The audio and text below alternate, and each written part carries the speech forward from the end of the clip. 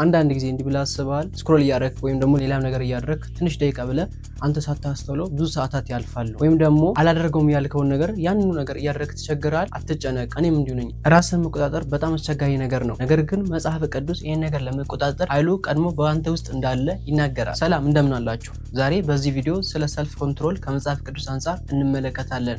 እስከ መጨረሻው ድረስ ከኔ ጋር ከቆያችሁ ቫልዩ ያለው ነገር እንደምታገኙ አልጠራጠርም። ስለዚህ ሰብስክራይብ በማድረግ እንጀምር።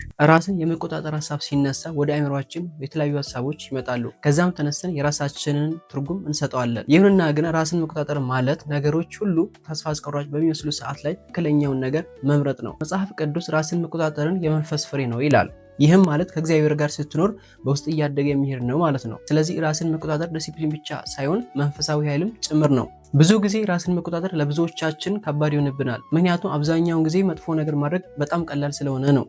ራስን መቆጣጠር ግን ያንተን ትክክለኛ አቋም መያዝ ይጠይቃል። ለዚህ ይመስለኛል ቅዱስ ጳውሎስ የምጠላውን ያንን አደርጋለሁ፣ ዳሩ ግን የምወደውን ያንን አላደርገውም ያለው።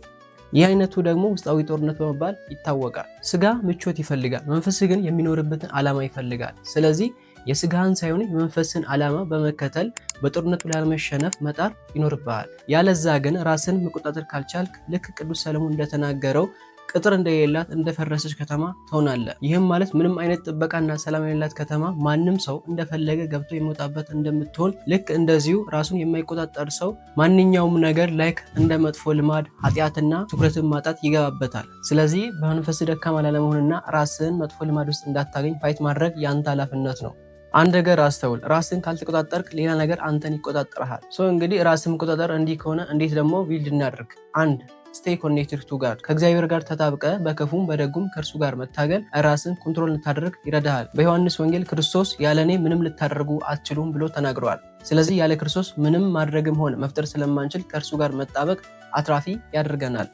2 ኮንትሮል ዩር ቶትስ፣ ምንም ነገር ይሁን ስለምታስበው ነገር መቆጣጠርና ሊድ ልታደርገው ይገባል። ምክንያቱም ሀሳቦች አንተን የመገንባትና የማፍረስ አቅም አላቸውና።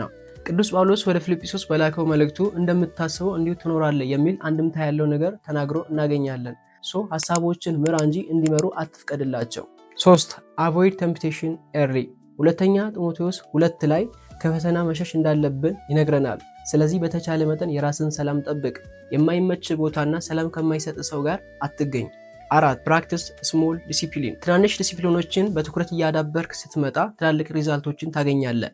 ኤቭሪ ትላልቅ ነገር ትናንሽ ነገሮች ስለሚገነቡ ነው። ሌላው በዋናነት አብነት ማድረግ ያለብን ኢየሱስን ነው። በማቴዎስ ወንጌል ምዕራፍ 4 ላይ ኢየሱስ እንደተፈተነና በፈተናው እንዳልወደቀ ይነግረናል። ሆኖም እዚህ ጋር ማንሳት የፈለግኩት ኢየሱስ የተፈተነው ኃይል ስላልነበረው ሳይሆን ዓላማውን ለማሳካት ብሎ ኃይሉን ተቆጣጠረውና ፈተናውን አሸነፈው። እንግዲህ እውነተኛ ኃይል ማለት ልክ እንደዚህ ሆኖ ከቁጥጥር ውጪ የማይሆን ነው።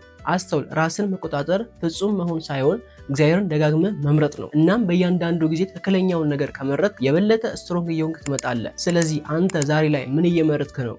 መልሱን ለአንተ። እንግዲህ ለዛሬ ይዤላችሁ የመጣሁት ሀሳብ ይህን ይመስላል። መልእክቱን አሪፍ ሆነው ካገኛችሁ ሰብስክራይብ፣ ላይክ በማድረግ ሰፖርት አድርጉኝ። ሀሳብ አስተያየት ካላችሁ ኮመንት አድርጉልኝ። እግዚአብሔር አምላክ ይባርካችሁ። ሳምንት በሌላ ቪዲዮ እስከምንገናኝ መልካም ሳምንት።